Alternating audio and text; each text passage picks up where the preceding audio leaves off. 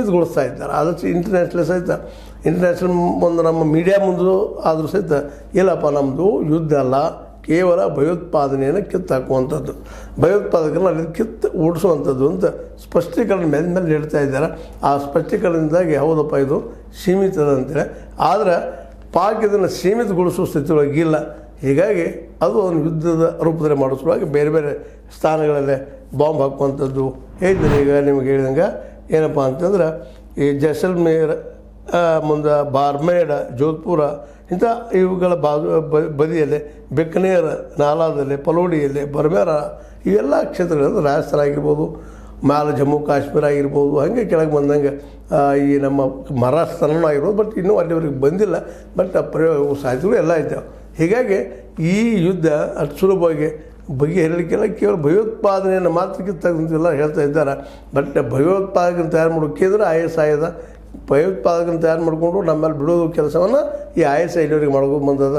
ಅಂದಾಗ ಅದು ಅಷ್ಟು ಸುಲಭ ಬಿಟ್ಟು ಕೊಡ್ತಾ ಇದೆ ಅನ್ನುವಂಥ ಪ್ರಶ್ನೆಗಳು ಎಲ್ಲ ಕಡೆ ಕಾಡ್ತಾ ಇದ್ದ. ಒಟ್ಟಾರೆಯಾಗಿ ಈ ಬಾರ್ಡರ್ ಮೇಲೆ ಮಾತ್ರ ಜನ ನೆಮ್ಮದಿಯಿಂದ ಇಲ್ಲ ಅನ್ನೋದು ಅವರ ಅಲ್ಲಿ ಚಲನವಲ್ಲ, ಬೇರೆ ಕಡೆ ಹೋಗುವಂಥದ್ದು, ಇದ್ದ ಮನೆಯಿಂದ ಬಿಟ್ಟು ಹೋಗುವಂಥದ್ದು, ರಾತ್ರಿ ಬೆಳಗಾದ್ರೆ ಸಾಕಬಾರ್ದು ದಾಟಿ ಹೋಗುವಂಥದ್ದು, ರಾತ್ರಿ ಆದ ತಕ್ಷಣ ಸೈರನ್ ಆವಾಜ, ನೋವು, ಸಂಕಟ ಇವೆಲ್ಲನೂ ಬೆಳೆಸುತ್ತಿರುವ ಅಲ್ಲಿ ಜನ ಇದು 71 ಇದು ಭೀಕರ ಆಗ್ಬೋದೇನೋ ಅನ್ನೋ ಕಾರಣಕ್ಕಾಗಿ ಅಲ್ಲಲ್ಲೇ ಈ ತಮ್ಮ ಏನಪ್ಪ ಅಂತ ಅಡಗು ಸ್ಥಾನಗಳನ್ನು ಹುಡುಕ್ತಾ ಇದ್ದಾರೆ.